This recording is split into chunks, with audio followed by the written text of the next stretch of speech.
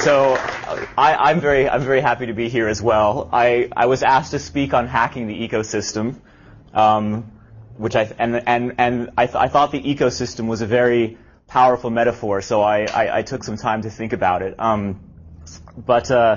Whenever, I guess one thing is, whenever I'm hacking, I think about there's always a list of 100 things that I need to do, and I think about the first few things that are the most important, and I always try to accomplish those first. So for the purposes of my talk a little later, I want to make sure I accomplish one thing, if nothing else, during this talk, and that is to have you just take a moment, because we've come here from a lot of different places. Just take a moment to introduce yourself to somebody you don't know. Somebody's maybe sitting next to you, and just introduce yourself. Say where you're from. Say why you came. And just do that for a sec.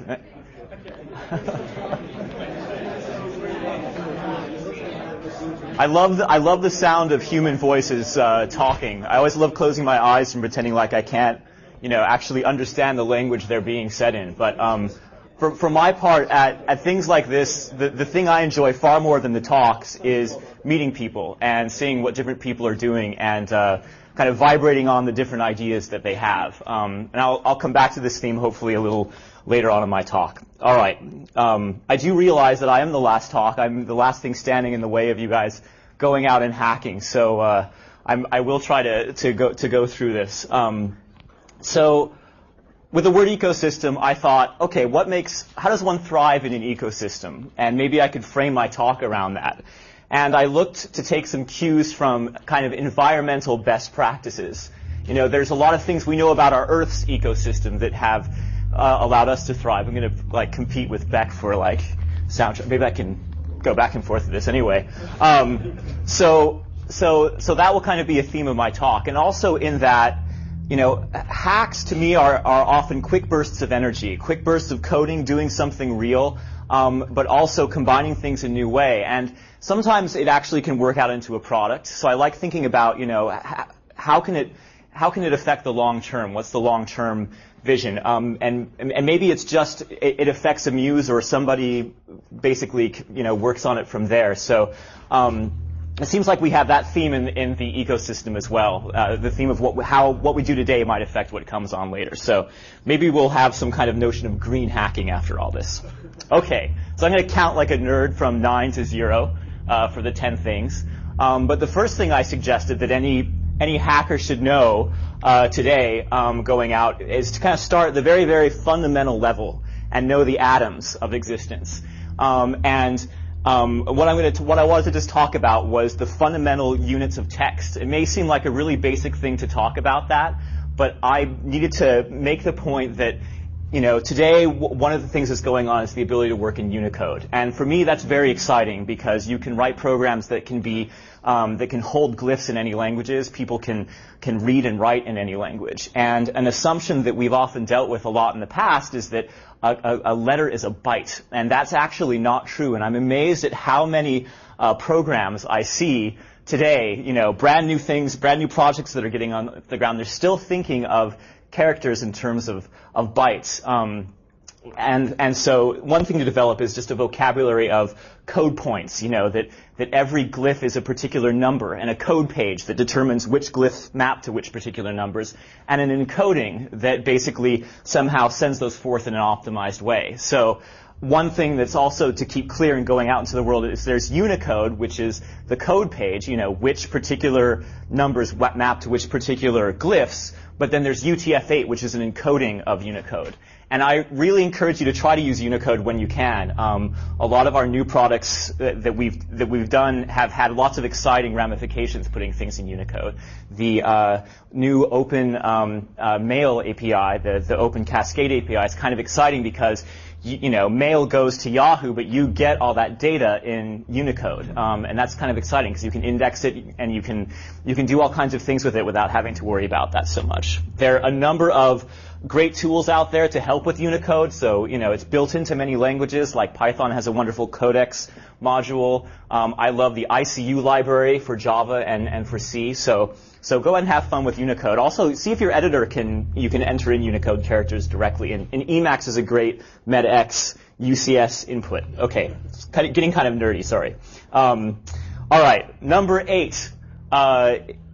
So we've talked about the building blocks. Now let's go up to kind of think on the DNA level. And the analog I thought of that was just the text data we're working with. You know, there are all these web services we're working with to basically combine data in new ways.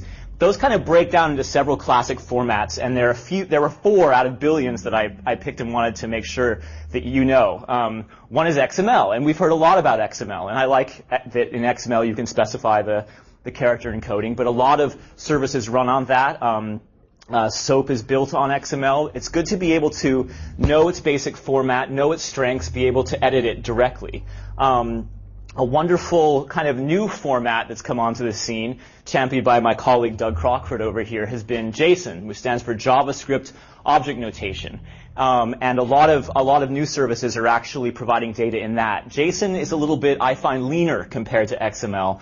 I also, as a programmer, like consuming JSON because a lot of the variables are basically already bound to typed values. I can have booleans, I can have integers, I can have strings, I can have nice descriptive structure. Whereas in XML, it's all kind of a string, and then I have to figure out what to cast it into. So JSON's a really fun format to work with.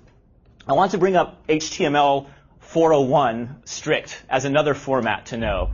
And you may find this surprising. A few years ago, I was very much into XHTML because I loved the consistency as a programmer of XML. But on the web today, it's actually really good to be familiar with just straight up HTML 401. This is what we use at Yahoo. In all my web pages, I always put a strict document declaration up there saying this is an HTML 401. And it's really nice because a bunch of the browsers all kind of run in more of a standards mode. So when you're setting out to write a web page, I recommend that. Then another great piece of text to be able to edit in the raw, as it were, is a wiki text. And if you haven't used a wiki, I find wikis invaluable for hacking together documentation, specifications, collaborating with a bunch of people far and wide. Just last week, I was having some fun working on ECMAScript 4, a long future version of JavaScript with a bunch of different developers, and we collaborated on a wiki. So it's really great to know that particular format. All right. So now getting into some more nitty-gritty. So we've talked about kind of DNA and structure. Another thing that you see in kind of environmental consciousness is the investing in efficiency. Putting thick windows on your house, using less energy. And I think this really applies well to hacking. And I know it seems really basic, but it's something I see being often an issue when I'm hacking with people. One thing to think about is how can you improve your input efficiency? There are all kinds of ways to do this, but a lot of programmers I work with are the worst typers ever.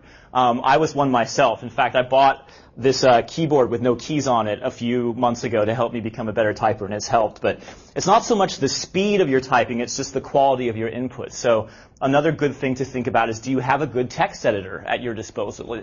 Size up your text editor. I use Emacs. I'm kind of old school, but Emacs is wonderful because it lets me naturally edit in a bunch of different formats, a bunch of different languages. I can execute shell scripts from there. I can work on files on remote machines. I can work in different operating systems. So think about your text editor. Spend some time constantly investing in it because it is an important thing. Another thing that I think helps produce code more efficiently is investing at build time, at basically better build frameworks. Often on the front end, when we're working on things, you think, hey, this is just JavaScript, this is CSS, this is HTML, I don't need to compile this, I'll just type it in and bang. And you can do that to a certain degree, but it's really worth thinking about a build system so that you can edit, say, on your local machine and maybe push your file somewhere, or maybe check your JavaScript for errors, or maybe minimize it. Build a framework around this. Some people use Make. I don't really like Make for much more than writing C programs. Ant is a really nice framework. We use that at Oddpost a lot to build the overall framework. These days I tend to just use a good scripting language like Python to build my projects, but you'll find you'll get a lot of leverage over time if you keep adding tests and checking and expansion of code. That's a good thing to do. And then finally, I guess this is a benefit of a build system, but it definitely makes a hack come off fast and is enjoyed more, is when you actually you cache your assets well on the web. So if you're serving up images, when you're going to share them with people, have them cached so people don't have to reload them. Consider the technique of CSS sprites, where you have one image for several different graphics and you move that around. Take your JavaScript and put it all into one concatenated file, so there's only one HTTP request to get it. Same with your CSS. I know these sound like really basic things, but these are some of the biggest performance gains that we've seen. Steve Souders was just talking about this a little while ago, so I'd admonish you to think about that. All right, number 6, work at the right layer. So there was also just a talk a little while back by Matt on the technique of progressive enhancements. And what this basically means is it's really valuable to get disciplined about separating out the various layers of HTML you're working with, HTML and your presentation layer of CSS and your JavaScript. A lot of web pages that we've seen in the past, and I see them all the time, you'll see a lot of basically garbage in the markup. And I like thinking with my HTML about boiling it down to its essence, kind of what are the minimum number of tags I need to express the content of this particular page. And then I often back off of that a little bit. I'm not completely pure. And I try to pick tags that are expressive. And the advantage to this is that when you want to make changes later, what you're dealing with editing at every level is simple. If you're more of a back-end person where you want to just provide HTML to the front side, it's great to get, also be able to just simplify it down to this.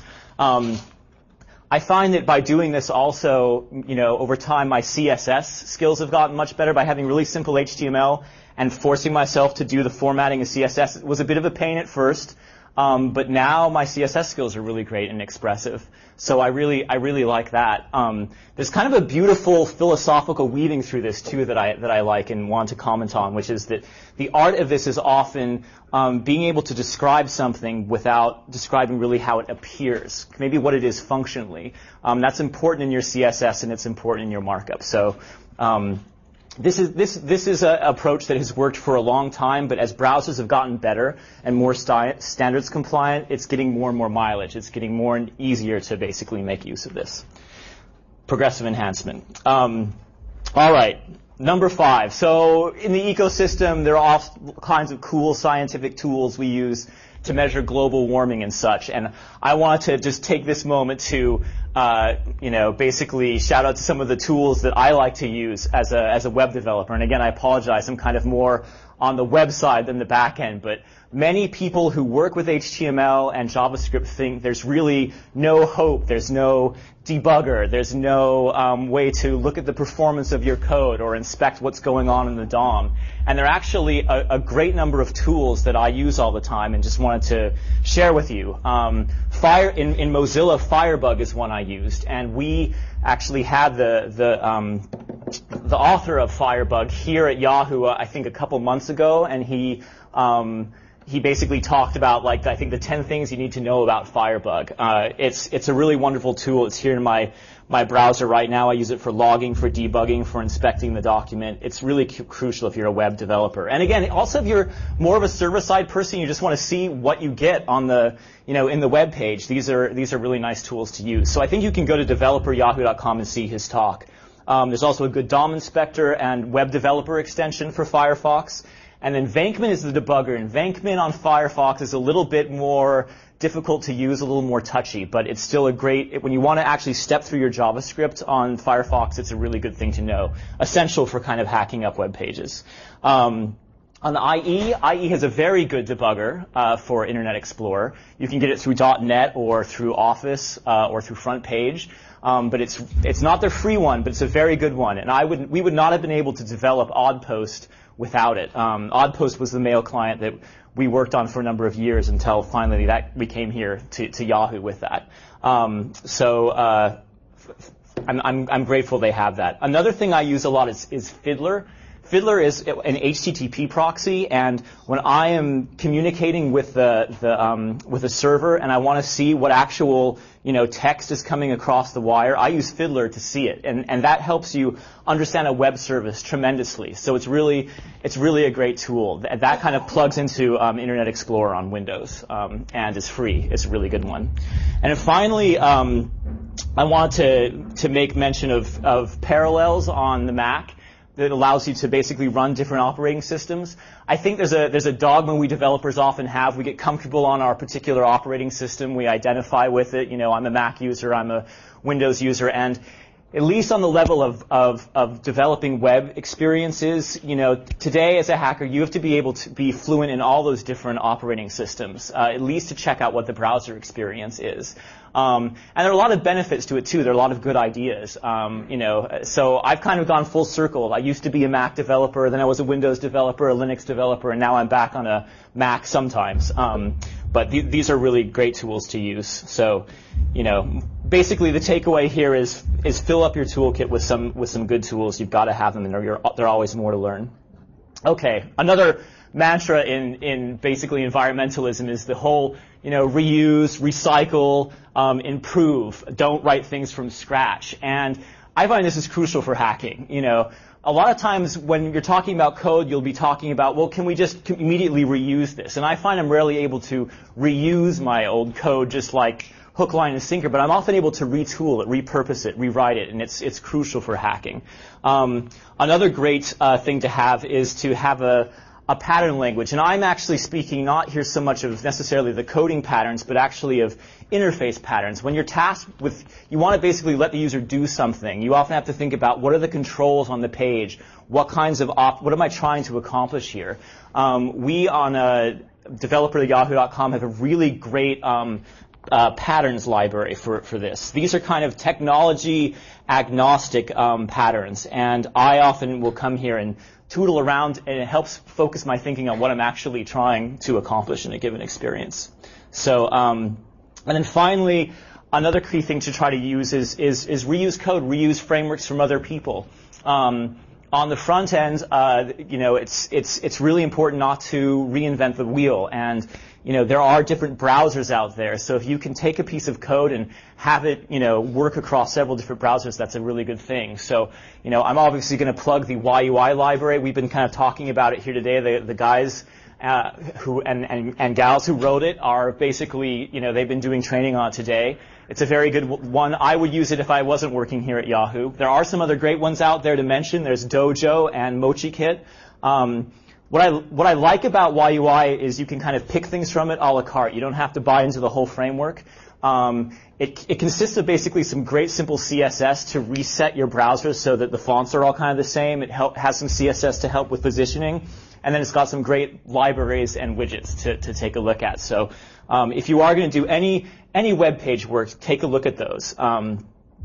So, you know, and I mean, the other thing is we're powering real Yahoo applications with these open source libraries. So it's been really fun for us. All right. Number 3, work with the grain. I mean, this kind of goes with the environmental energy thing, but we often spend in the tech world an unbelievable amount of energy trying to transform something that is not really what's going on in the medium. And I think about people often transforming XML into this, into that, into something else. Or there are a lot of frameworks right now that are out there where people are basically, you know, coding, you know, for the browser in a whole other language and having that somehow transformed into JavaScript. And it really is nice when you can kind of relax with things as they are. You know, even if that means being unfashionable. I remember how frustrated I was when I started working with JavaScript. I'd come from a Java background. I was looking for classes. I was looking for inheritance. And I found the language very awkward. But over time, my style has really changed. It's been influenced a lot by Lisp and functional programming and using closures and just kind of writing objects on the spot. And now I really quite like the language and find it really works well for its environment. So it's really nice if you can do that. And the other thing is we get caught up in, you know, idealistic frameworks or approaches to things, extreme programming, or even progressive enhancement that I mentioned earlier. And I think an important aspect of hacking is when you can avoid dogma and combine some different techniques. And then finally, you know, this one's a little bit random, but it's worth bringing up to me is use your own voice on a hack. Often you'll try to be, again, fashionable and make it look like, you know, something else that's out there and was successful. And often it kind of gets lost by the wayside. At Oddpost, I really enjoyed it because my my business partner and I, we were really able to be very candid in what, the process, what was going on. We were able to inject our own sense of humor and kind of take that risk. And I think for people, it made the product a lot more personable. So it's worth doing. All right. Getting down there. So biodiversity, a big thing in environmentalism, right? The importance of having different things out there. I guess this kind of links to what I was saying earlier about we often want things to be all one way, but actually there's an advantage to having different mediums out there.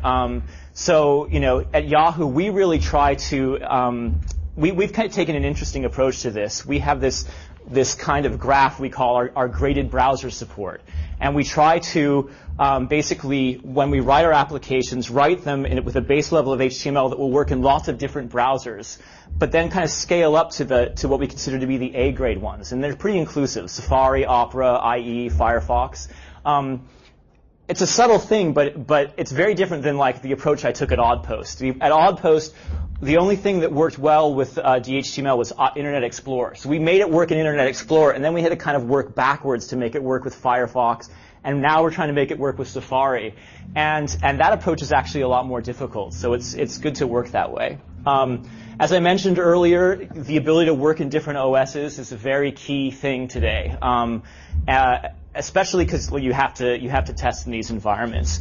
And then another thing to think about is basically different types of users. I mean, I mentioned Unicode earlier. I really love people in different languages being able to use my apps, but I also like to think about what if you are sighted? What if you're blind and you come and use this application? What is that experience like? I think we have a lot more interesting work there to do. But I think it's something else to keep in mind. Okay, this slide's kind of out of control. I'm sorry, It's the ecological principle of cross-pollination and evolution. You should think of your code not as achieving some static, beautiful state, but as always evolving, always kind of in a living frenzy. Security should be in there from the get-go, thinking about how your code might break or how there might be some kind of problem. I'm always thinking about security, and that's an important feature to have in it. I often focus on just making it work, not necessarily making it completely elegant, but always prioritizing just kind of what it is that's going to make it work and doing frequent releases. And then the other thing I wanted to mention is kind of cross-pollination of you and your mind. A lot of the innovative ideas that I've experienced, I've encountered when I've met people from the other side. So I feel my front-end development has gotten a lot better by learning about people who work on the server, learning about those tools and those environments, and I can tend to ask for things a lot better. And I think it flows the other way. If you're finding yourself mostly writing PHP or doing database work, but HTML is coming out at some point, it's good to learn about those people over the wall. I think it's similarly important to befriend a good designer, to have a good design in your hack. And it's good to have someone who's got a good business mind. Maybe you have elements of these inside you, but they're very, very important things to succeeding. I also like and really, advocate learning a bunch of different languages. Why limit yourself to trying to solve the world's problems all in Java or JavaScript? There are wonderful things to learn from each one, and they influence each other. And I'm seeing, I was mentioning participating on a future version of ECMAScript, JavaScript, and it's been very influenced by ideas in Python, ideas in Java, and so it's been quite interesting. And also programming style. We again tend to get very kind of militant about this is all going to be in one style, formatted one way. I can tell you that Oddpost code base had many different styles in it. We all adhere to some really common sense guidelines about commenting and other good practices, but I thought it was an asset to have these different styles expressed in the code because we learned from each other and the application was stronger. So kind of an ecological idea. And then here at number 0, hack socially. That's why I wanted to have people meet at the beginning of this, because I think that's the real opportunity at this. I have learned so much whenever I sit down with someone and try to code a project with them. I learn about their way of thinking, the tools they use. It's one of the most rewarding things we can do. And sometimes we can't keep that up face to face, so I really encourage keeping a blog. You don't have to talk about your cat. Just talk about what's frustrating you about something. And it's amazing how people respond to it. And then follow other people's blogs and build that community. Use RSS. Social bookmarking has been a big thing for me. going and seeing my colleagues' bookmarks, like pages they're marking. I've learned so much about CSS through that, especially following these two guys' bookmarks. So yes, and then this kind of last thing is an obvious point, but use version control. Even if you're hacking, use version control because it enables you to share your code and possibly get it back. I've used CVS a great deal in the past, and I've been excited by Subversion, a kind of new version that's been working on. But I still have my frustration with these tools. I think we can do a lot better. There's a new one out there called Monotone I like because you can check your changes in without having to necessarily resolve all the conflicts. So there's never a moment of you like being, oh, I can't check in because I'm going to break the build. You can always check in, and I think that's pretty cool. So this is going to be a great concert. Okay, and this slide, nothing is off limits. This is actually point number 11, but it's, that my kind of point was there's always something more. And I think this is the most important thing to think when you're hacking, is nothing is off limits. I have seen the most amazing turnarounds in the last few years. Like, when Google started working on search back in '98, I thought, oh my gosh, it's another search engine. This is just not going to go anywhere. How are these guys going to pull it together? But it was really useful. It was very well done. And I still believe you could write a good search engine right now that has some interesting interface. It was done with mail. I mean, when we were working on Oddpost back in 2001, and I told people I was working on a mail program, they were like, "You're crazy. What about Yahoo Mail, or what about Hotmail, and there was room for a better project." And similarly with photos. I mean, when Katerina started working on Flickr, I thought, oh my gosh, they're doing another photo site, and there was Snapfish and there was OPhoto, and look what they did. It was just beautiful things. So that's important in your hack. It's also important to make unholy alliances. At Oddpost, this was crucial. Like when we were working on Oddpost, basically only ran in Internet Explorer, but it was backed completely by a Linux server, and so we had two completely different cultures, and we got along and thrived because we could combine those two areas. You see this all the time. Also, just the idea that you could have application level sophistication of code in a web page. That's another hybrid, or a model view controller in PHP. These things are very, very interesting. I think there's lots of they're very, very rich, and they're ones that are still coming in the future. I'm very interested in seeing Flash and JavaScript kind of get along and make interesting web experiences. So these other ones you all know, but I just it's fine to make mistakes when you hack. Sometimes this is an old thing, but the best things come out of mistakes. When things work out in a way you didn't necessarily expect. You can understand mistakes a lot better than you can understand success. It helps guide you along. And my only advice is just focus on making it work. Elegance is very important, and I love a good artful program. But at the end of the day, it's just like make it work and be driven by that. So let's see. Was there anything else? No. I think, yeah, just have fun. Go forth and hack. Thank you.